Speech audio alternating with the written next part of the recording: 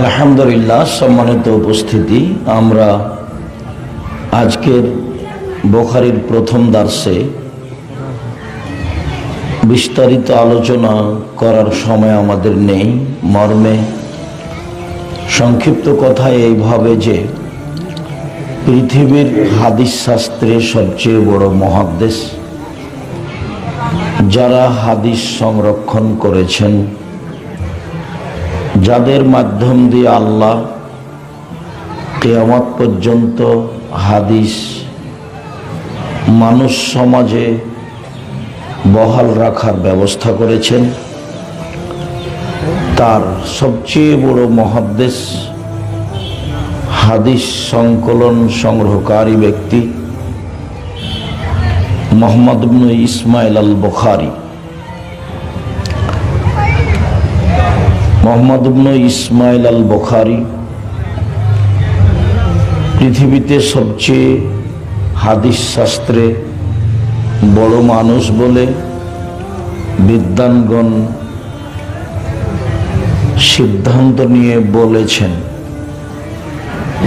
তিনি একটা হাদিস গ্রন্থ লিখেছেন, যে হাদিস গ্রন্থের নাম আছে আল জামে আস-সাহি আল মুসনাদ মিন উমুরি রাসূলিল্লাহ সাল্লাল্লাহু আলাইহি সাল্লাম ওয়া সুনানিহি ওয়া আইয়ামিহি। তবে আমরা যে নামে পরিচিত তা হচ্ছে বুখারী। পরপরই আর একটা গ্রন্থ মুসলিম। স্বাভাবিকভাবে আমরা পুরুষ নারী বুখারী ও মুসলিম নামে দুইটি হাদিস গ্রন্থ অবগত আছি। ইমাম বুখারী রাহিমাহুল্লাহ তার কেতাবের সূচনায় সর্বপ্রথম ওহী সম্পর্কে আলোচনা করেছেন। আল্লাহর বাণী জিবরাইলের মাধ্যমে আমাদের নবী মুহাম্মদ সাল্লাল্লাহু আলাইহি সাল্লামের নিকটে এসেছে, সেই কথাই নিয়ে তিনি প্রথমে আলোচনা করেছেন। পৃথিবীর বড় বড় বিদ্বান বিভিন্ন জনের বুঝ অনুযায়ী তাদের কিতাবে সূচনামূলক আলোচনা ভিন্ন ভিন্ন করেছেন। যেমন ইমাম মুসলিম কিতাবুল ঈমান, ঈমানের আলোচনা দিয়ে কিতাব আরম্ভ করেছেন। ইমাম আবু দাউদ অনেক বড় মুহাদ্দিস, তার কিতাব পবিত্রতা, ওযু পবিত্রতা দিয়ে শুরু করেছেন। ইমাম ইবনে মাজাহ অনেক বড় মানুষ, বড় মুহাদ্দিস। আল্লাহর সুন্নাতকে মানতে, রাসূলের সুন্নাতকে মানতে হবে, এটা আলোচনা আগে হবে। এই আলোচনা দিয়ে তিনি তার কিতাব আরম্ভ করেছেন। মর্মে ইমাম বুখারী রাহিমাহুল্লাহ ইসলাম ধর্মের সূচনা কিভাবে হলো, ওহীর মাধ্যমে হলো। আল্লাহর নবী বয়স যখন 40 কাছাকাছি, তখন কেন জানি তাকে মানুষ সমাজে থাকতে ভালো লাগে না। কেন জানি তিনি নির্জনে থাকা ভালোবাসেন। পরিস্থিতি এমন হয়ে গেল, এক পর্যায়ে তিনি আর মানুষ সমাজে থাকতে চাইলেন না। তখন তিনি গারে হীরায় রাত দিন কাটাবে নির্জনে, এই জন্য তিনি বাড়ি ছেড়ে চলে গেলেন। কয়েকদিনের জন্য খাদ্য পানি বেঁধে নিয়ে যেতেন। খাদ্য পানি শেষ হয়ে গেলে আবার আসতেন। খাদিজা রাদিয়াল্লাহু তাআলা আনহা তার জন্য খাদ্য পানি প্রস্তুত করে দিতেন। হঠাৎ একদিন জিবরাইল আলাইহিস সালাম তার কাছে আসলেন নির্জনে। এসে চেপে ধরে বললেন, ইকরা, পড়ুন। উনি বলছেন মা না বেকারি, আমি তো পড়তে জানি না। তো আবারও জিবরাইল বললেন পড়ুন। তো আমাদের নবী মুহাম্মদ সাল্লাল্লাহু আলাইহি ওয়াসাল্লাম বললেন আমি পড়তে জানি না। আবারও জিবরাইল আলাইহিস সালাম বললেন পড়েন, ইকরা বিসমি রাব্বিকাল্লাযী খালাক, খালাকাল ইনসানা মিন আলাক। এই কয়েকটা আয়াত জিবরাইল আলাইহিস সালাম আমাদের নবী মুহাম্মদ সাল্লাল্লাহু আলাইহি সাল্লামের সামনে পেশ করলেন। তিনি ছিলেন নির্জনে, একাই নির্জনে থাকা তিনি পছন্দ করেছিলেন। নির্জনের সুবাদে জিবরাইল আসলেন। ঘটনা ঘটল, মুহাম্মদ সাল্লাল্লাহু আলাইহি সাল্লাম স্ত্রী খাদিজার নিকটে এসে বললেন জাম্মিলুনি জাম্মিলুনি খাসিতু আলা নাফসি। খাদিজা তুমি আমাকে কম্বল দিয়ে জড়িয়ে ধরো, আমি মারা যাই নাকি, আমি নিজের ব্যাপারে আশঙ্কা করছি, আমার যে কি হয়। তখন খাদিজা রাদিয়াল্লাহু তাআলা আনহা বললেন বলেন কি আপনি, আপনার মতো মানুষের উপরে কোনো দুর্ঘটনা আসবে এটা হয় না। এই কথা বলে তিনি কয়েকটা কথা উল্লেখ করলেন। তাতে তিনি বললেন আপনি অসহায় মানুষের খাদ্য যোগান, অসহায় মানুষের বোঝা বহন করেন, মেহমানকে খাওয়ার ব্যবস্থা করেন, আপনি সবসময় মানুষের বিপদ আপদে থাকেন, আপনার উপরে দুর্ঘটনা আসতেই পারে না, কাল্লা কখনো নয়। খাদিজা রাদিয়াল্লাহু তাআলা আনহা যা বললেন, রাসূল সাল্লাল্লাহু আলাইহি সাল্লাম যে ভয় করেছিলেন তাকে অস্বীকার করে দিলেন। না তো, এটা তো প্রশ্নই আসে না। কি করে আপনি বলতে পারেন যে আমার যে কি হয়, আমি মারাই যায় নাকি? এমন মানুষ মারা যায় না। তাহলে পরিস্থিতিতে সবচেয়ে ভালো কাজ সমাজে কি ছিল এইটা তিনি করতেন। তখন তিনি নবী নন, তখন তিনি অসহায় মানুষের পাশে থাকতেন, মেহমানের খাওয়ার ব্যবস্থা করতেন। এই কাজগুলো খাদিজার কাছে ছিল ব্যতিক্রম, ভিন্ন ধরনের ভালো মানুষের কাজ। স্বামী হিসাবে তাকে তিনি মূল্যায়ন করতেন, কিন্তু তিনি কি করতেন এটা তিনি আঁচও করতেন। খাদিজা রাদিয়াল্লাহু তাআলা আনহার বুদ্ধির অভাব ছিল না, পরিস্থিতি বুঝারও কোনো অভাব ছিল না। তারপরেও তিনি বললেন চলেন আপনাকে নিশ্চিত করার জন্য আমার চাচার কাছে নিয়ে যাই, চলো। পরিস্থিতি জটিল হলে বড় মানুষকেও কোথাও যেতে হয়, পরিস্থিতি জটিল হলে বড় মানুষকেও কোথাও যেতে হয়। তো স্ত্রী বলছেন চলেন নিয়ে যাই, সান্ত্বনা দেওয়ার জন্য আপনাকে অতিরিক্ত চলো। নিয়ে গিয়ে বলছেন দেখেন তো চাচা, আপনার ভাইয়ের ছেলের ঘটনা কি, ও কেন এভাবে বলছে। তো ওরাকা বলল যে বলো তো কি হয়েছে তোমার। তো ঘটনা এই এই এই। তখন ওরাকা বলছেন আরে সে তো নামুস জিবরাইল, তোমার কাছে তো জিবরাইল এসেছিল, তোমাকে তো এলাকার লোক বের করে দিবে।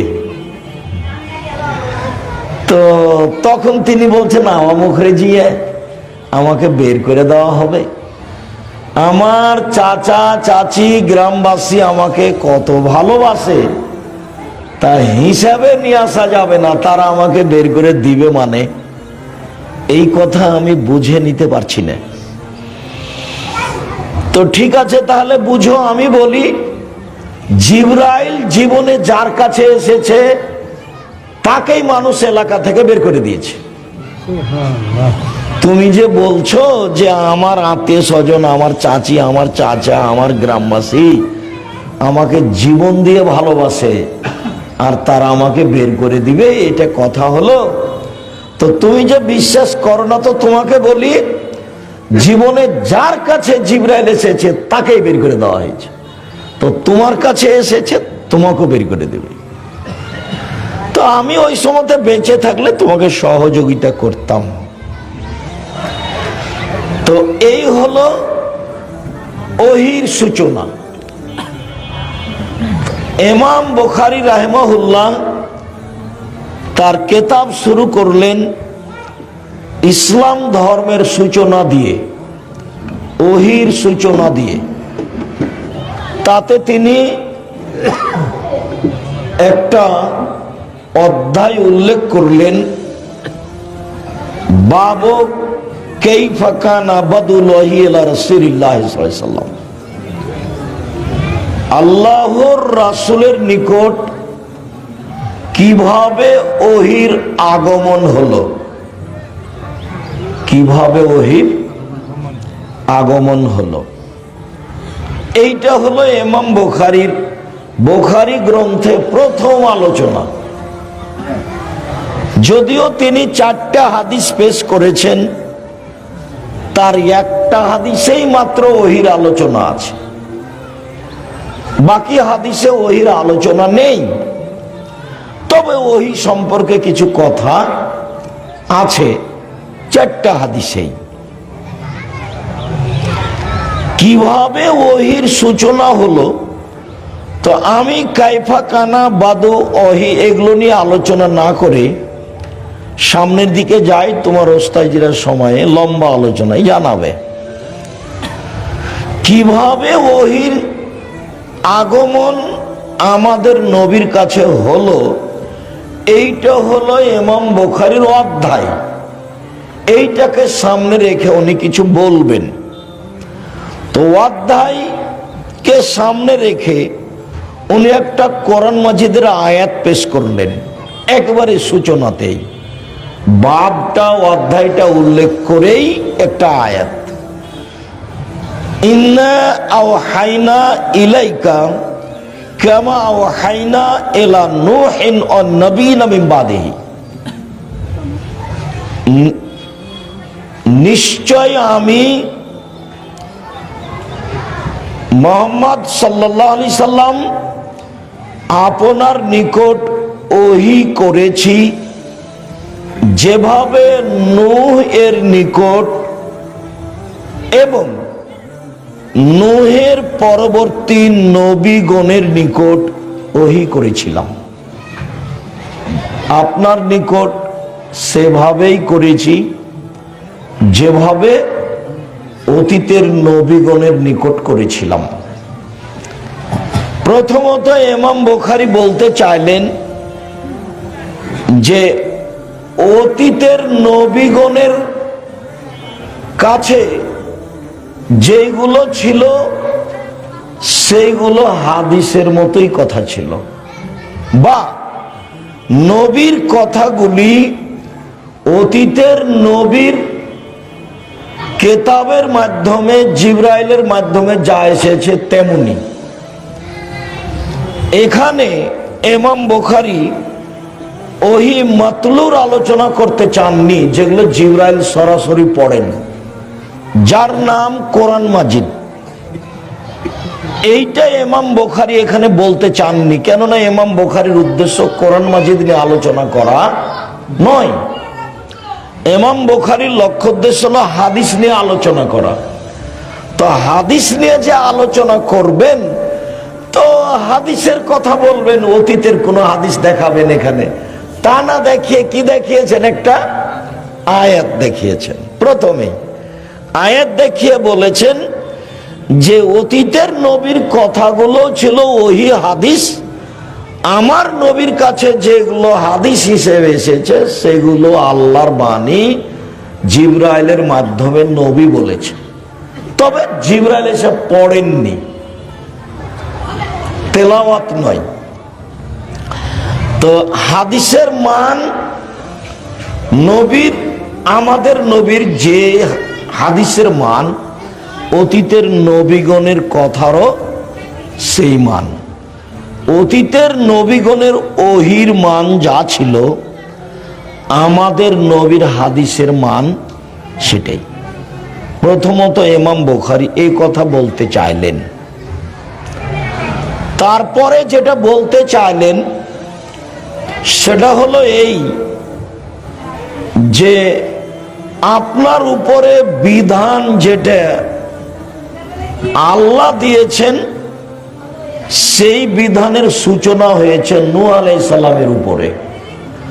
নূহ আলাইহিস সালামের আগে যারা ছিলেন তাদের উপরে কোনো বিধান ছিল না। পাপ করলে কি হবে, নেকি করলে কি হবে, কিভাবে সালাত, কিভাবে সিয়াম, এরকম বিধান নূহ আলাইহিস সালামের আগের নবীর উপরে ছিল না। যার কারণে তাদের কোনো বিধানও পাওয়া যায় না। যা পাওয়া যায় তা মোটামুটি নূহ আলাইহিস সালাম থেকেই পাওয়া যায়। তো আমাদের উপরে যেমন হালাল হারাম বিধান আছে, তো অতীতের নবী নূহ আলাইহিস সালামের উপরে তেমন হালাল হারাম বিধান ছিল। ওর পূর্বে কোন নবীর উপরে এরকম বিধান ছিল না। যার কারণেই ইমাম বুখারী এই আয়াতটা বাছাই করেছেন যে আপনার ওহী হলো নূহ আলাইহিস সালামের ওহীর মতো। আয়াতটা পেশ করে আল্লাহর কথা বললেন যে আল্লাহ আমাদের নবীকে বললেন আপনার কাছে ওহী করেছি যেমন ওহী করেছিলাম নূহের নিকটে এবং তার পরবর্তী নবীগণের নিকটে। এরপরে আমরা এই আলোচনা ছেড়ে দিই। আমাদের সংক্ষিপ্ত 3টা আলোচনা আছে। তার প্রথম আলোচনা এইটা যে ইমাম বুখারী রাহিমাহুল্লাহ তার কিতাব আরম্ভ করেছেন ওহী দিয়ে। ধর্ম কিভাবে চালু হলো তার সূচনা দিয়ে। তারপরে একটা হাদিস চয়ন করেছেন ইমাম বুখারী। সেই হাদিসটার ব্যাপারে উনি বলছেন হাদ্দাসানা, আমাদেরকে হাদিস শুনিয়েছেন আল হুমায়দি ও আব্দুল্লাহ ইবনে জুবায়ের।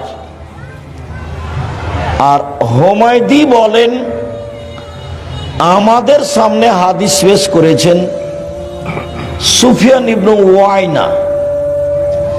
সুফিয়ান সাওরি নয়নি, সুফিয়ান ইবনে ওয়াইনা। সুফিয়ান ইবনে ওয়াইনারই ছাত্র হুমায়দি, 20 বছরের হুমায়দি ছাত্র সুফিয়ান ইবনে ওয়াইনা।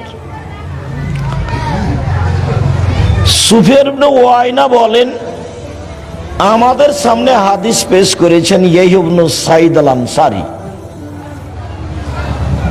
ইয়াহইয়া ইবনে সাঈদ আল আনসারী বলছেন আমাকে বলেছেন মুহাম্মদ ইবনে ইব্রাহিম আত-তাইমি, শুধু আমাকে বলেছেন। এই হলো গরীব, এই হলো হাদিস গরীব। আমাকে বলেছেন মুহাম্মদ ইবনে ইব্রাহিম আত-তাইমি। মুহাম্মদ ইবনে ইব্রাহিম আত-তাইমি বলেন যে তিনি নিজে আলকাম ইবনে ওয়াক্কাস থেকে শুনেছেন। এটাও গরীব। আলকামা ইবনে ওয়াক্কাস আল-লাইসি বলেন আমি উমর ইবনে খাত্তাবকে বলতে শুনেছি। এবার সাহাবীর কাছে চলে গেলেন, এবার সাহাবীর কাছে চলে গেলেন। উমর ইবনে খাত্তাব বলেন মিম্বারের উপরে বক্তব্য দিতে গিয়ে, মিম্বারে উঠে বক্তব্য দিচ্ছিলেন, তখন তিনি বক্তব্যের কোন এক পর্যায়ে বললেন যে সামাইতু রাসূলুল্লাহ সাল্লাল্লাহু আলাইহি ওয়াসাল্লাম ইয়াকুল, আমি আল্লাহর নবীকে বলতে শুনেছি। তিনি বলছিলেন ইন্নামাল আমালু বিন্নিয়াত, নিশ্চয় মানুষের কর্ম নির্ভর করে তার নিয়তের উপর। আব ভালো তো জগৎ ভালো, নিয়ত ভালো তো সব ভালো। এখানে আটকা পড়েছিল আটমুল মাদ্রাসার কিছু লোক যারা আশেপাশে থাকে, কেন কিভাবে তা আমার জানা নাই, জানা আমার প্রয়োজনও নেই।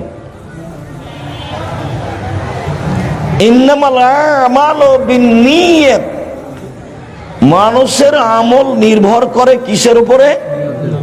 নিয়তের উপরে। নিয়ত ভালো তো সব ভালো, নিয়ত খারাপ তো সব খারাপ।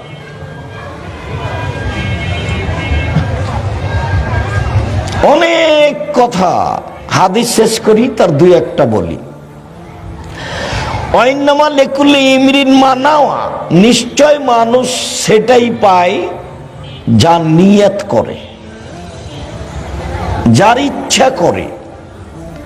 নিয়ত শব্দটা মানুষ ভালোই বুঝে, রাখাল কিষান সবাই বুঝে। ওরাও বলে যে তোর নিয়তই খারাপ রে, তোর মাকসাদই খারাপ, দুটোই আরবি, কিন্তু মানুষে বুঝে যে তোর নিয়ত খুব ভালো, তোর ভাগ্য ভালো। ওয়াইন্নামা লিকুল্লি ইমরিন মা নাওয়া, মানুষ যেটা নিয়ত করে সেটা পায়। কথা শেষ হয়ে গেছিল, তারপরে আবারও বলছেন মূলত ব্যাখ্যা, ফামান কানাত হিজরাতুহু ইলা দুনিয়াই সিবহা, কেউ যদি বাড়ি ত্যাগ করে টাকা ইনকাম করব মনে করে, তো সে পাবে, কম পায় কার বেশি পায়। আও এলা ইমরাতিন ইয়ানকিহুহা, কেউ যদি বাড়ি ত্যাগ করে কোনো মেয়েকে বিবাহ করব বলে, তো সেটা সে পাবে। তাহলে একটা মেয়েকে বিবাহ করার কথাটা এই বাক্যে আসা কেমন হয়, মানে কেমন লাগে যেন। তো এই ঘটনা একটা এরই সাথে আছে। ঘটনা একটা, মক্কা থেকে লোক চলে গেছিল মদিনা একটা মেয়েকে বিবাহ করার জন্য। সে লোক রাসূলের কাছে যে ইসলাম গ্রহণ করে, তখন ওই কথাটা এরই সাথে জমা ধরে গেছে। তো ফাই হিজরাতুহু ইলা মা হাজারা ইলাইহি, অতএব মানুষের যেদিকে হিজরত হয়, বাড়ি ত্যাগ করা হয়, সেটাই সে পায়। ইব্রাহিম আলাইহিস সালাম বলছেন, আমি আমার প্রতিপালকের উদ্দেশ্যে দেশ ত্যাগ করলাম, মানে আর আমি ইরাকে থাকবো না, ইরাকে আর আমি থাকবো না। ইরাকের লোক আমাকে আগুন দিয়ে জ্বালিয়ে দিতে চায়, তো আমি এখন হিজরত করব, দেশ ত্যাগ করব, থাকবই না দেশে। তো এখনই চলে যাবেন উনি ফিলিস্তিন, ইরাক ত্যাগ করে।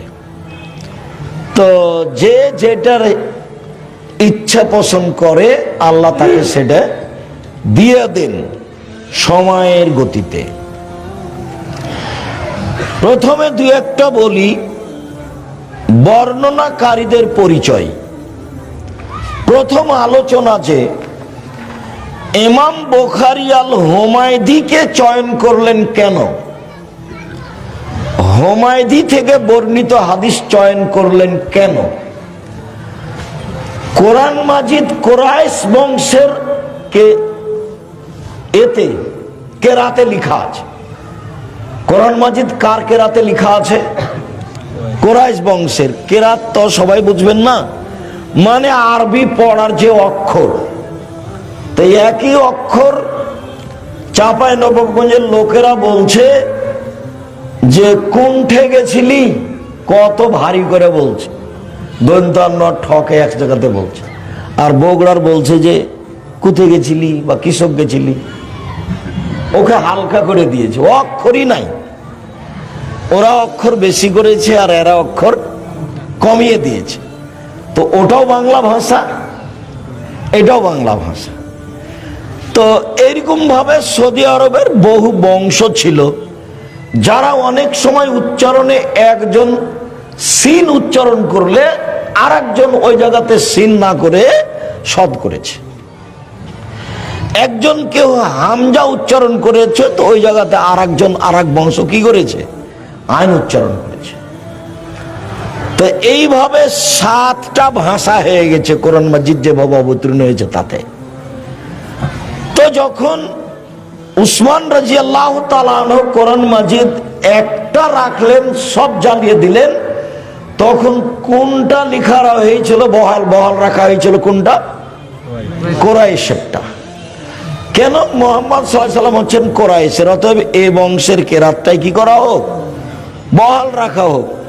ওরা যেখানে হামজা পড়েছে হামজা থাকবে, কেউ যদি আইন পড়ে থাকে তো হবে না। ওরা যেখানে সিন পড়েছে সিন থাকবে, কেউ যদি সদ পড়ে থাকে তো সেটা হবে না। ওরা যদি জয় পড়েছে তো সেটা জয়ই থাকবে, অন্যরা সেখানে কেউ ত পড়েছে তো ওটা নিবে না। এখন কোরআন মাজিদ যেটা আছে সেটা কাদের আছে? কুরাইশদের। বাকিগুলো জ্বালিয়ে দেওয়া হয়েছে আগুন দিয়ে। তো ইমাম বুখারী বলছেন যে অত্র হাদিসে 5 জন রাবী আছে, 2 জন হলো মদিনার আর মক্কার, আর 3 জন হলো মদিনার। প্রথম 2 জন হলেন মক্কার আর শেষের 3 জন হলেন মদিনার। তো হুমায়দি মক্কার এবং কুরাইশের। হুমায়দি হচ্ছেন মক্কার বাসিন্দা এবং কুরাইশ বংশের। তো সব সময় ইমাম বুখারীর খালি লক্ষ্যটা থাকে চূড়ান্ত সঠিকটা গ্রহণ করার, চূড়ান্ত সঠিক যেটা, সূত্র যেখানে হোক না কেন চূড়ান্ত সঠিক যেটা। একটা কথা তোমাদের মনে রাখি, কোন কোন হাদিস বুখারীতে 36 থেকে 40 বার এসেছে। তো যতবার এসেছে ততবার শব্দ পরিবর্তন আছে। এটা হলো ইমাম বুখারীর ব্যতিক্রম দক্ষতা, মানে একই শব্দ দিয়ে তিনি বারবার আনেননি। আর এই ইন্নামাল আমালু বিন্নিয়াত এই হাদিসটা 6 বার এসেছে। এই হাদিসটা বুখারীতে 6 বার এসেছে। তবে এর চেয়ে বেশি শব্দ এসেছে অন্য কোন জায়গায়, এখানে কিছু শব্দ বিলুপ্ত আছে। তো হাদিস শাস্ত্র যেটা কুরাইশ বংশের সে লোক দিয়ে তিনি গ্রহণ করেছেন এবং মক্কার। তারপরে হুমায়দি আব্দুল্লাহ ইবনে জুবায়ের সবার পরিচিত মানুষ, 75টি হাদিস ইমাম বুখারী গ্রহণ করেছেন হুমায়দি থেকে। তারপরে হলেন সুফিয়ান ইবনে ওয়াইনা, একজন আছেন সুফিয়ান সৌরি আর একজন আছেন সুফিয়ান ইবনে ওয়াইনা। দুইজনই খুব বড় বড় বিদ্বান। তবে সুফিয়ান সৌরি কিছু মাযহাব অবলম্বন করেন, যেটা তিরমিজিতে বিস্তারিত সময়ে সময়ে পাওয়া যাবে।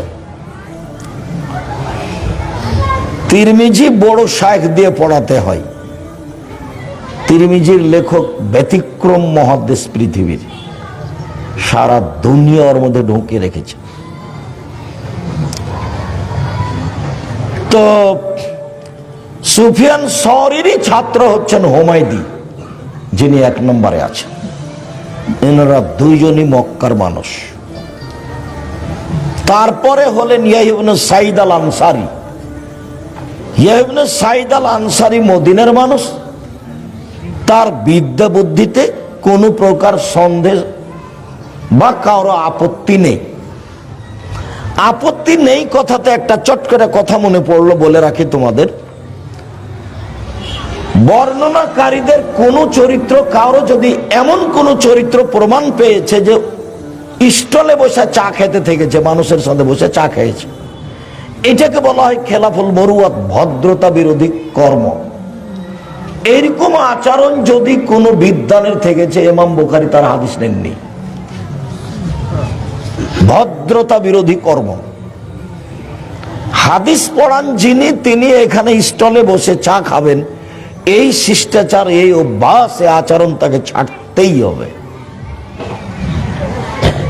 জামিয়া সালাফিয়ার ভিতরে চায়ের স্টল আছে, সবকিছু আছে। আমাকে ওই পাশ দিয়ে গেলে বসতে বলে, দেখো ফাঁকি দিয়ে চা বিক্রি করিও না, এটা বলতে এসেছি। কেউ অভিযোগ করলে এখানে থাকতে পাবা না। আমি তোমার চায়ের স্টলে বসে চা খাবো, এই জন্য আমি আসিনি। তাকে বলা হয় খেলাফুল মরুয়াত, ভদ্রতা বিরোধী কর্ম। 5 জন বর্ণনাকারী আছে অত্র হাদিসে। কারো ব্যাপারে কোনো প্রকার ভুলে যাওয়া, কোনো দোষ ত্রুটি, ভদ্রতা বিরোধী আচরণ, মানুষের সাথে লেনদেনে মিথ্যা, গ্রামবাসী তার উপরে মিথ্যারোপ করেছে, কেউ খারাপ মন্তব্য করেছে, এরকম কোনো প্রমাণ নেই। তারপরে হলেন মোহাম্মদ ইবনে ইব্রাহিম আত-তাইমি আর আলকামা ইবনে ওয়াক্কাস, খুব বিচক্ষণ মানুষ, ফকিহ, কোরআন হাদিসের সারমর্ম কি তা খুব ভালো বুঝতেন। তো তিনি সাহাবী না তাবেঈ, এই নিয়ে বিদ্বানদের দুই মত আছে। আগেরগুলো সবাই তাবেঈ, হুমায়দি থেকে শুরু করে 4 জন সবাই তাবেঈ। তাবেঈ মানে সাহাবীদের অনুসারী যিনি, আর সাহাবী মানে নবীকে নগদ দেখে অনুসারী যিনি। সাহাবী মানে নবীকে নগদ দেখে অনুসারী যিনি, আর তাবেঈ মানে সাহাবীকে দেখে থেকে অনুসারী যিনি, আর তাবেঈ মানে তাবেঈকে দেখে চলেছেন যিনি। তো অত্র হাদিসে 5 জন রাবী আছে বর্ণনাকারী, তার 4 জনই হলেন তাবেঈ, আর একজন তাবেঈ না সাহাবী তা নিয়ে মতভেদ আছে। আব্দুল্লাহ মিন্নাতুল বারিতে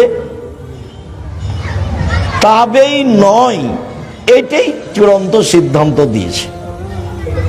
খুব তথ্যবহুল আলোচনা মিন্নাতুল বারি, বুখারীর ব্যাখ্যা, একবারে ভিন্ন ধরনের তথ্যবহুল আলোচনা। আলবানী যে 4টা হাদিসকে জয়ীফ বলেছেন বুখারীর, এমন লিখা হয়েছে, পড়লে মনে হবে যে আলবানীর বড় ভুল হয়ে গেছে, এরকম মনে হবে। তো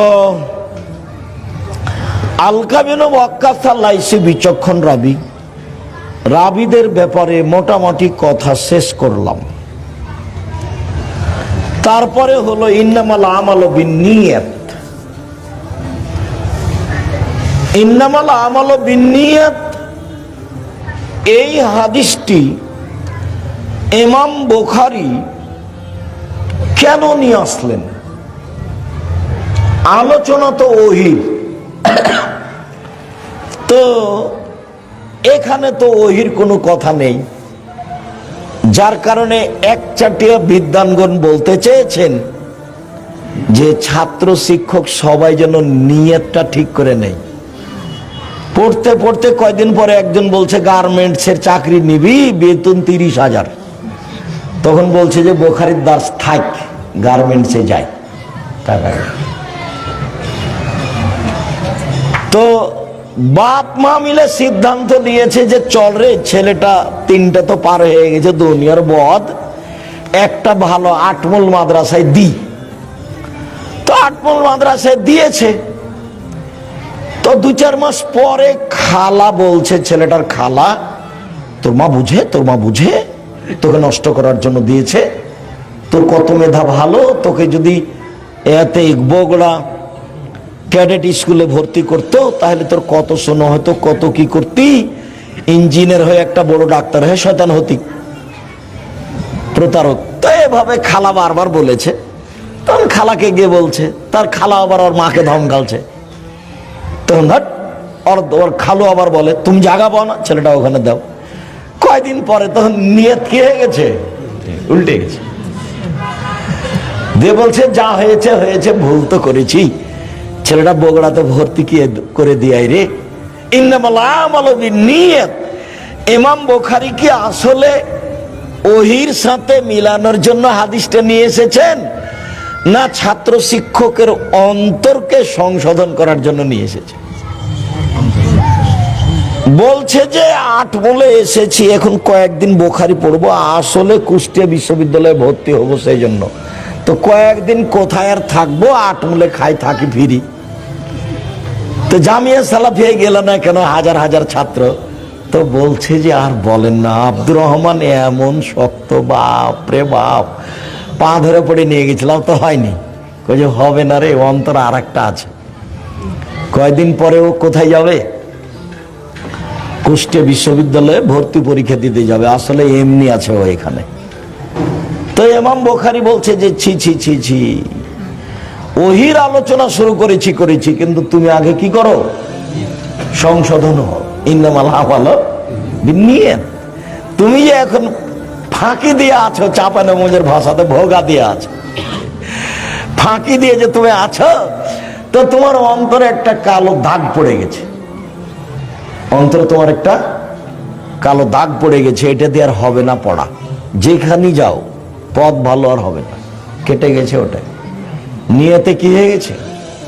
ত্রুটি হয়ে গেছে, ফাঁকি দিয়ে দিন কাটাচ্ছ।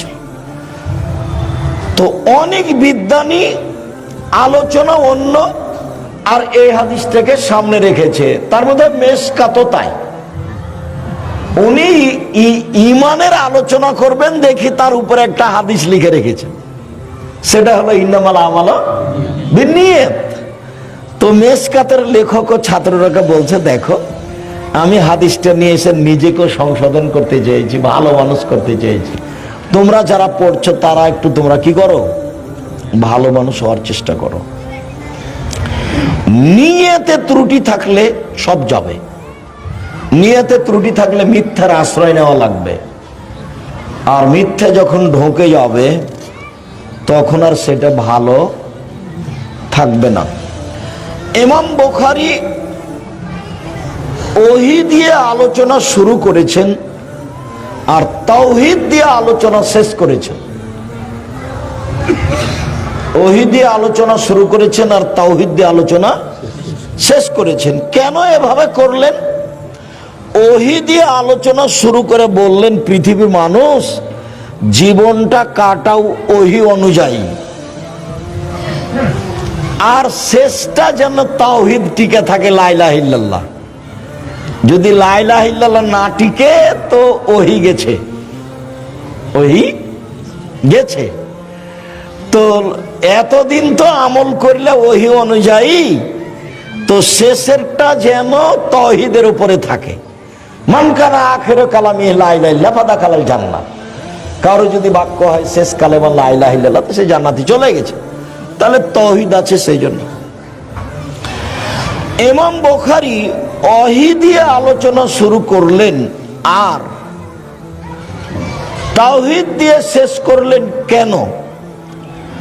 ওহী হলো অন্তরের বিষয়, ওহী হলো অন্তরের বিষয়, আর তাওহীদ হলো বাস্তবতার বিষয়।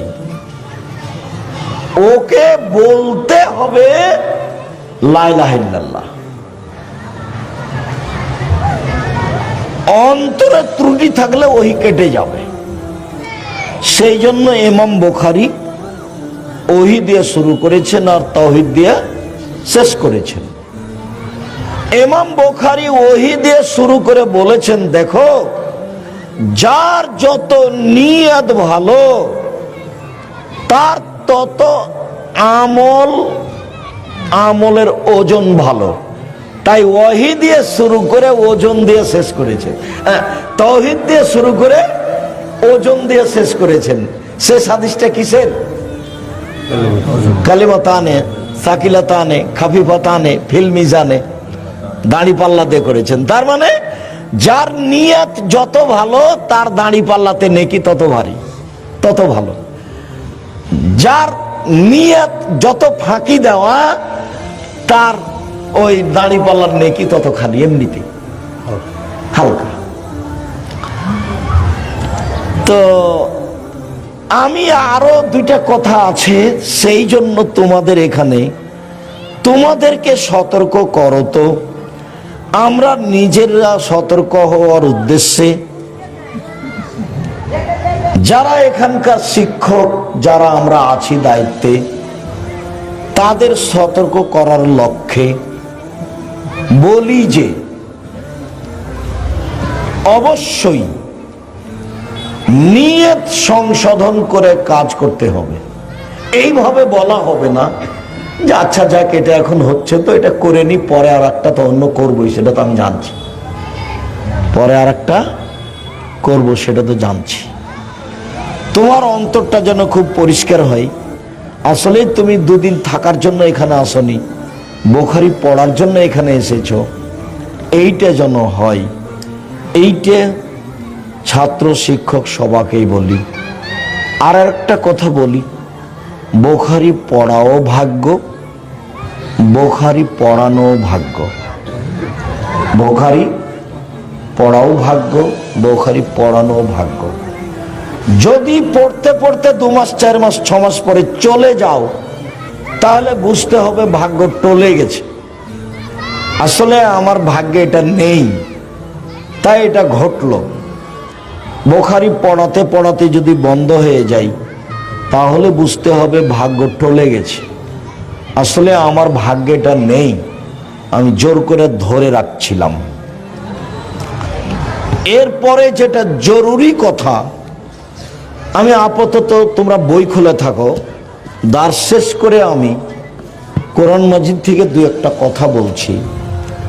তার প্রথম কথা হলো এই যে আটমল সালাফিয়া মাদ্রাসা আল্লাহকে সন্তুষ্ট করার উদ্দেশ্যে চালু হয়েছে। আল্লাহর কাছে জোরালো দাবি যে এই সন্তুষ্টির মধ্যে অসন্তুষ্টি ঘটানোর জন্য কোনো মানুষ আল্লাহ এর কাছে নিয়ে না আসে। এটা আল্লাহর কাছে প্রথম দাবি। আমি দিনরাত জামিয়া সালাফিয়ার ব্যাপারে যখন কথা বলি, তখন বলি যে আমার দিয়ে যেন জামিয়া সালাফের ক্ষতি না হয়, এটা আমি চাই না। আমি জামিয়া সালাফে গড়তে এসে আমাকে দিয়ে জামিয়া সালাফের ক্ষতি হবে, এরকম কর্ম, এরকম কথা, এরকম আচরণ আমি চাই না। এরপরেও আমার অজান্তে যদি কোনো ত্রুটি ঘটে যায় আর আমি সেটা যদি জানতেই না পারি, তাহলে আমি জামিয়া সালাফের বেতন নিই না। আমি তো ইচ্ছা করলে বেতন নিতাম। আমি জামা সালাফেতে যে প্রতিষ্ঠান আছে, ঘর বাড়ি আছে, সেটাতে আমি ভাড়া দিয়ে থাকি। তো যেহেতু আমি জামিয়া সালাফের কোনো সুবিধা ভোগ করি না, বেতনও নি না, তা আমার অজান্তে যদি কোনো ত্রুটি ঘটে যায়, তাহলে ওইটা তুমি আমাকে বিনিময় হিসাবে গ্রহণ করে পার করে দিও, জামিয়া সালাফের জন্য ক্ষতি না হয়। আমি জানতে পারিনি সেজন্য তুমি ক্ষতি করে দিবে, এটা আমি চাইনি। আমি তোমাকে আর একটা বলে রাখছি, আমি জামিয়া সালাফের সুবিধা ভোগ করি না, এক সন্ধ্যা খেলে তার টাকা দিয়ে দিই। অতএব আমার ত্রুটি তোমার কাছে ধরা পড়েছে, আমি বুঝতে পারিনি, তা আমি যে কর্ম করেছি ওটাকে বিনিময় করে তুমি জামিয়া সালাফে বহাল রাখবা, আমার জন্য ক্ষতি না হয় আর জামিয়া সালাফের জন্য ক্ষতি না হয়। আর আমি যদি আমার ত্রুটি বুঝতে পারি জেনে শুনে সজ্ঞানে, তা আমি পরিবর্তন করব ইনশাআল্লাহ। তার মানে আমি জামিয়া সালাফের সরিষা সমপরিমাণ ক্ষতি চাই না। আটমল সালাফিয়া মাদ্রাসায় যারা আসে কোরআন হাদিস শুনতে, যারা আসে টাকা পয়সা দিতে, যারা আসে প্রতিষ্ঠান দেখতে, তাদের ভিতরে সামান্যতম আল্লাহকে সন্তুষ্টি করা ছাড়া আর কোনো যেন উদ্দেশ্য না থাকে। আল্লাহুম্মা আমিন। থাকলেও ক্ষতিগ্রস্ত হবে, তাকে ক্ষতিগ্রস্ত হতেই হবে। যারা আসবে কোরআন হাদিস শুনতে, আল্লাহকে সন্তুষ্ট করার জন্য আসবে মাথাটাকে খালি রেখে। মাথাটাতে কোনো দল আছে, কোনো সংগঠন আছে, তারপরে কোনো ব্যক্তি আছে, তারপরে হুমায়ুনকে, কালামকে, যারা দায়িত্ব পালন করে তাদেরকে একটা কথা বলে ভটকে দিব, এরকম কোনো হিসাব নিয়ে যেন না আসে। তাতে সেও ক্ষতিগ্রস্ত হবে, প্রতিষ্ঠানের ক্ষতি হবে। পরে আরো 2টা কথা আছে, এই কথাটা প্রথমে বলছি। আসেন, আসতেই হবে। আটমলে এই মাদ্রাসা, আটমল সহ এতদা অঞ্চলের যত লোকজন আছে সবাকেই দেখতে হবে, দেখতেই হবে। মাথায় শুধু কাকে সন্তুষ্ট করা থাকতে হবে? আল্লাহকে। আল্লাহকে সন্তুষ্ট করার জন্য আসতে হবে, বসতে হবে। ত্রুটি ভিতরে থাকে না যেন, পরবর্তীতে যারা আসবে তাদেরও যেন হয় না এইটা দাবি প্রথমে কার কাছে করি? আল্লাহর কাছে। তারপরে মানুষ হিসেবে আমাদের কাছে, আপনার কাছে বলছি, একে আল্লাহর সন্তুষ্টির জন্যই তৈরি করা হয়েছে। তৈরি করো তো বহুদিন আগে একদিন সাদুরিয়া মাদ্রাসায় জালসায় এসেছিলাম। আব্দুর রহমান জুমার বাড়ি কাছ খাকা মৌলবীর ছেলে ওই মাদ্রাসা চালাচ্ছিল, কচ্ছপ খাওয়া আবু তাহের। সেখানে গিয়ে দুইজন মানুষ দেখা করেছিলেন, নূর মোহাম্মদ মাস্টার আর খয়বার হাজি আব্দুর রাজ্জাক। আটমূলে একটা মাদ্রাসা করতে হবে। তখন আমি বললাম, আপনি কি করেন আর আপনি কি করেন? তো তাদের পরিচয় দিল। তো সেইখানে কিছু বৈঠকে কথা হলো। তারপরে একদিন আসলাম, তাহলে এইখানে মাদ্রাসা করতে হবে। আসি, খাই, খালি কার বাড়িতে? এই কার বাড়িতে খাই? নূর মোহাম্মদ। আর নূর মোহাম্মদ সর্দার। নূর মোহাম্মদ সর্দার হলেন নানা, মানে বলি আমরা নানা, আর ওনার স্ত্রী হলেন নানি। তো নানা আর নানি, নানির বাড়ি রান্না বান্না খায় আর এই গল্প করি আর সময় কাটাই যে কিভাবে মাদ্রাসা করতে হবে। গড়তে ভাবতে ভাবতে ভাবতে পরবর্তীতে আরো আয়সা যোগ হলো। যারা তব ভাই আসলেন, আরো যারা আলাউদ্দিন লতিফ মাস্টার, আব্দুল লতিফ মাস্টার, ওনারা সব আসলেন, দিয়ে 5-6 জন হয়ে গেল। সূচনা হলো 2 জন দিয়ে, বৈঠক 2-3টা হলো 2 জন দিয়ে, আর আমি আছি ফাও, এমনি আমিও আছি একবারে সূচনা থেকে প্রথম দিন। তো ঠিক আছে, করা লাগবে। সিদ্ধান্ত হলো, শিক্ষক ঠিক করলাম আবুল কালামকে, আর একজন কি নাজমুলকে দিয়ে ওকে পাঠালাম এখানে। হ্যাঁ, নাজমুলকে আগে পাঠালাম, দিয়ে চালু করা হোক। কোনটা? ঘরের 2 তলাতে ছাত্র থাকতো না, ঘরে, ওটা চালু করা হবে। জি, বাকি ইতিহাস লাগবে না, শুধু সূচনাটা এই যে দারুল উলুম দেওবন্দ একজন মাওলানা কাসেম নানদবী চালু করেছিলেন একটা চাল দিয়ে। দারুল উলুম দেওবন্দে একটা চাল আর 6টা খুঁটি। কাসেম নানদবী হলেন পরিচালক, শিক্ষক, আর হোসেন আহমদ মাদানী হলেন ছাত্র। যে হোসেন আহমদ মাদানী 50 বছর যাবৎ, 45 বছর যাবৎ বুখারী পড়িয়েছে। তো 6 জন ছাত্র দিয়ে চালু। আর একটা কথা আছে যেটা আমি বিশ্বাস করি না, সেটা বিদাতি কথা, যে কাসেম নাদৌরি স্বপ্নে দেখলেন, তারপর এখানে এসে এই জায়গাটাতে এর নাক দিয়ে টানেন, শ্বাসস্থান খালি গন্ধ আছে, খালি সেন্ট আছে, সেন্ট আছে। কিসের সেন্ট রে? হাদিসের সেন্ট। বলে মাদ্রাসা খুলতে হবে। এইগুলো কথা ঠিক নয় বলে আমি মনে করি। তো উনি চালু করেছিলেন একটা চাল দিয়ে, দেওবন্দ একটা চাল দিয়ে 6টা খুঁটি দিয়ে চালু হয়। তো এটাও সেভাবে চালু হয়েছে। কোনো দিন তারা ভুল অক্ষরে কাসেম নাদবীকে ভুলেনি। নবী নয় যে নবী বলে ডাকে। কোনো দিন তারা হোসেন আহমদ মাদানীকে ভুলেনি। নবী নয় যে নবী বলে ডাকে। আমি আসলে বলিনি যে হোসেন আহমদ মাদানী শিরক করেছেন।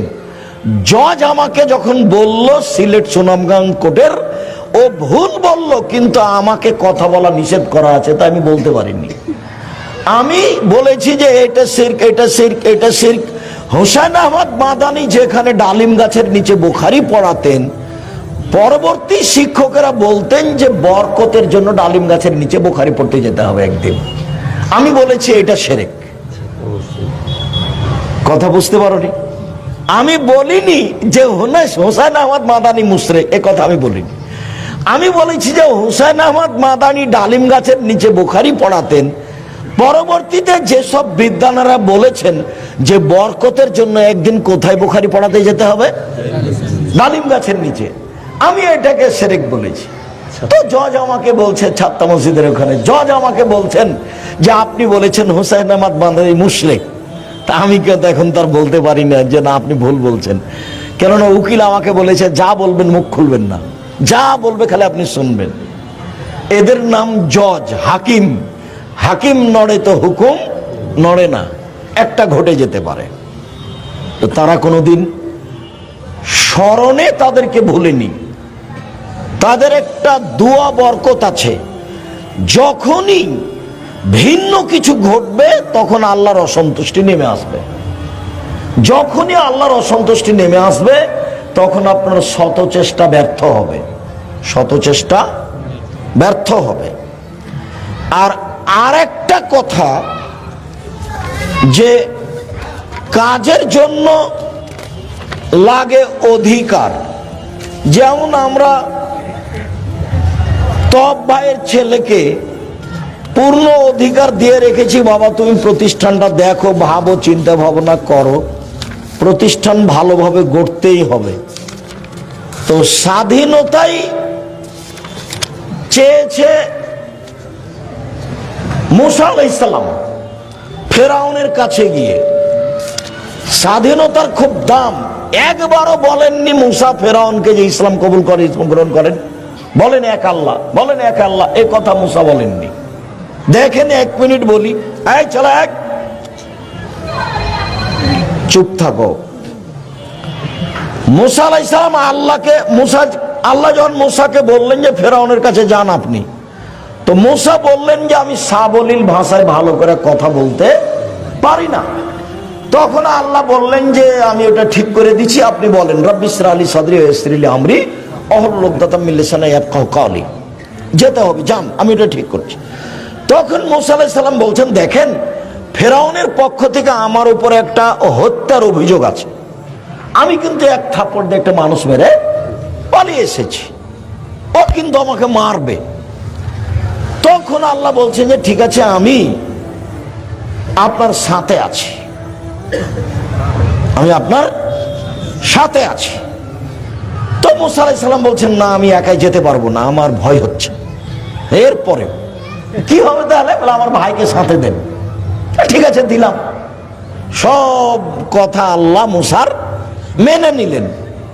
এইবার দুইজন চলে এসেছেন ফেরাউনের কাছে, ফিরআউনা ফাকুলা, দুইজন এসে বলছেন, ইন্না রাসূল রাব্বিল আলামিন, আমরা হচ্ছি বিশ্ব জগতের প্রতিপালকের পক্ষ থেকে রাসূল, আন আরসেল মানা বানি ইসরাইলা, বানি ইসরাইল আপনাদের দাস দাসী হিসাবে আছে, ছেড়ে দেন। আব্দুল্লাহর বক্তব্যই এটা, গোলাম হয়ে জাতির কাছে বসবাস করতে রাজি নই, গোলাম হয়ে একদিন বাঁচতে চায় না।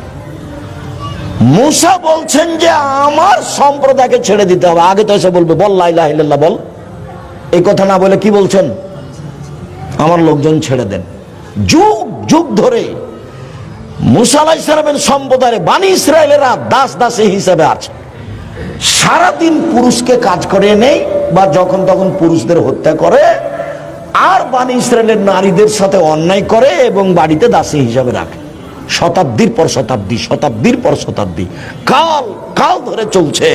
তো মুসা আলাইহিস সালাম বলছেন ছেড়ে দেন এদেরকে।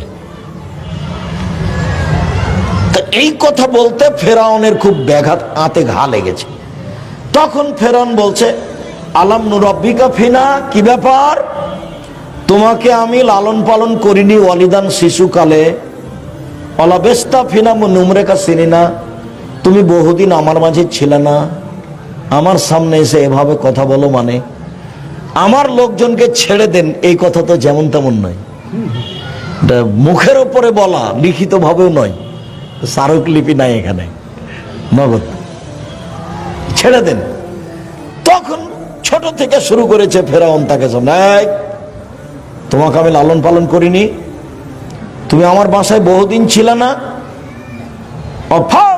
ফালতা, তুমি একটা কর্ম করেছো, যা তুমি করেছো, তুমি তোমার কর্ম করেছো, এক থাপ্পড়ে মানুষ মেরেছো, ওয়ান্তা মিনাল কাফিরিন, তুমি বড় অকৃতজ্ঞ। এটা মুখের উপরে ফেরাউন বলল মুসাকে। মুসা বললেন একটা, ফেরাউন বলল আর একটা। তো এইবার মুসা বলছেন যে কালা ফাল তুহা এদাউয়ানা মিনাদ দাল্লিন, হ্যাঁ আমি এক থাপ্পড় দিয়ে মানুষ মেরেছি, তখন আমি ভ্রান্ত পথে ছিলাম। ফাফারাত্ত মিনকুম, তোমার ভয়ে আমি দেশ ছেড়েছি। লাম্মা খিফতুকুম, যখন তোমার আশঙ্কা তোমাকে মারবা। ফাওয়াহাব আলী রব্বি হুকমান, আমার প্রতিপালক আমাকে জ্ঞানে গুণে পূর্ণ করেছেন। ওয়াজালানি মিনাল মুসলিম মুরসালিন, আমাকে নবী করেছেন। অতিলকা নিয়ামাতুন তামুন্নুহা, আর এই যে তুমি বললে ছোট থেকে লালন পালন করেছি, এই করেছি, তুমি আমার প্রতি অনুগ্রহ করেছ, অনুগ্রহ করে তুমি খোটা দিয়েছ। আনাবাত্তা বানি ইসরাইলা, এই সুবাদে তুমি বানি ইসরাইলকে দাস দাসীতে পরিণত করেছ। তুমি বড় উদ্ধত স্বৈরাচার, সীমা লঙ্ঘন করেছ। এটা মুসা আলাইহিস সালাম বললেন। যখন বললেন যে তুমি উদ্ধত স্বৈরাচার, সীমা লঙ্ঘন করেছ, তখন ফেরাউন হত্যার সিদ্ধান্ত নিল। যা হলো হলো। তো কাজের জন্য স্বাধীনতা লাগে, আর একজন যদি এসে হাত খেলায় তাহলে সেই কাজ কখনো সুন্দর হবে না। প্রত্যেকটা মানুষ যারা কিছু করতে চায় তারা যেন জাতির কাছে স্বাধীনতা নেয়। স্বাধীনতা না থাকলে কিছু করতে পারবে না। এটা এক। প্রথমত, ভুল কিছু করলে আল্লাহ অসন্তুষ্ট হলে একটাও টিকবে না। দুই, সূরা ইউসুফে আছে যে যখন ইউসুফ আলাইহিস সালামের কাছে সরকারিভাবে লোক পাঠানো হলো যে আপনাকে সরকার ডেকে পাঠিয়েছে আর আপনাকে জেলে থাকতে হবে না, তখন ইউসুফ আলাইহিস সালাম বললেন, না, আমি জেল থেকে বের হব না যতক্ষণ পর্যন্ত জুলাইখা জাতির সামনে না বলেছে যে অন্যায় আমি করেছি, ইউসুফ করেনি। জুলাইখাকে জাতির সামনে কি বলতে হবে? অন্যায় আমি করেছি, ইউসুফ করেনি। তো আমাদের নবী তো যা বললেন বললেন যে ইউসুফের ধৈর্য আমার চেয়ে কত বেশি, যে ও বলছে যে আমি জেল থেকে বের হব না। আমি যদি থাকতাম তাহলে লোকজনকে বলতাম, চলো চলো চলো, আমাকে বের করে নিয়ে চলো, সরকারের কাছে যাই। আমাদের নবী মুহাম্মদ সাল্লাল্লাহু আলাইহি ওয়াসাল্লাম বলছেন। তো ইউসুফ তো বের হলেন না। তো ইউসুফ এখন বলছেন যে কেন আমি বের হলাম না?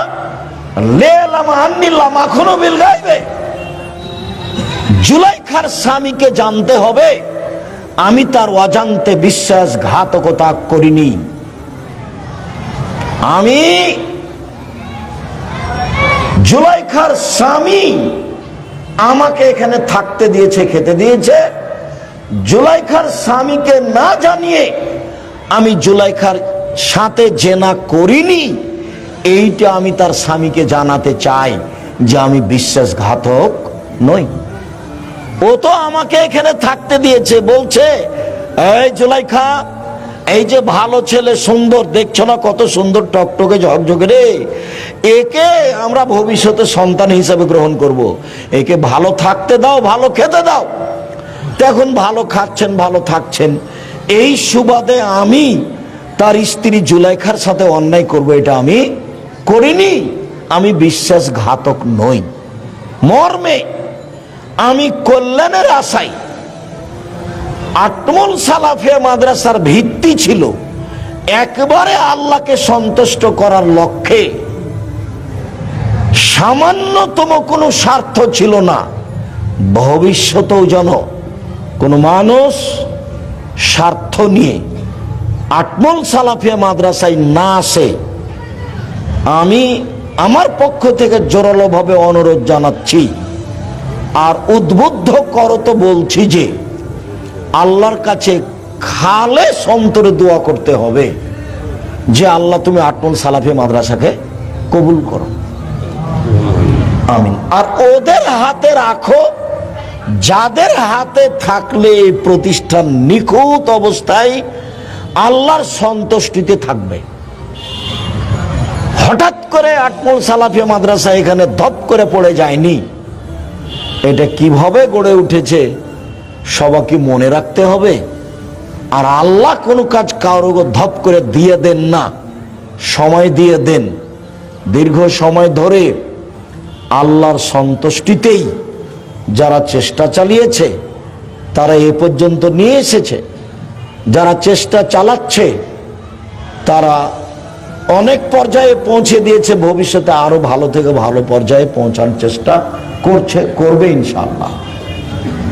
মর্মে প্রত্যেক ব্যক্তিকে অন্তরটা পরিষ্কার, ইন্নামাল আমালু বিন্নিয়াত, এই হাদিসের প্রতি আমল করো তো আল্লাহকে সন্তুষ্ট করার আশায় প্রতারণা বিশ্বাসঘাতকতা অন্তরে না নিয়েছে, একমাত্র খালেস অন্তরে কাজ করতে হবে।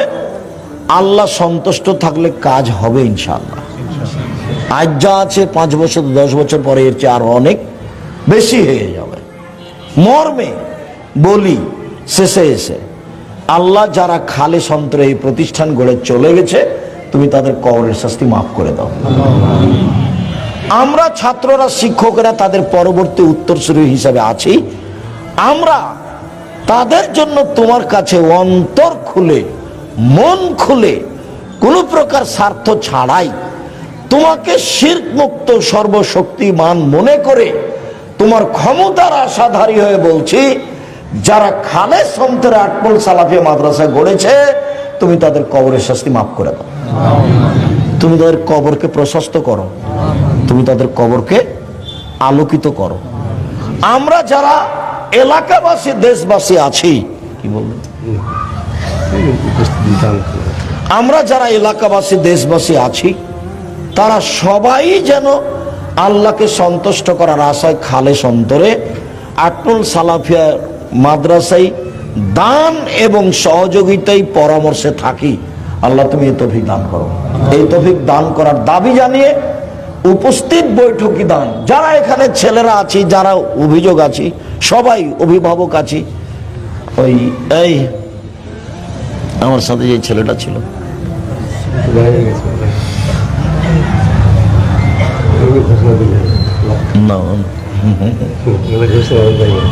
আচ্ছা, আপনাদের সাথে আমিও বৈঠকি দানে আছি ইনশাআল্লাহ।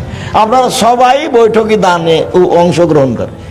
সবাই আমাদের সাথে যারা আছে, তোমরা শিক্ষক, তোমরা না খালি পকেটে চলে এসছো নাকি?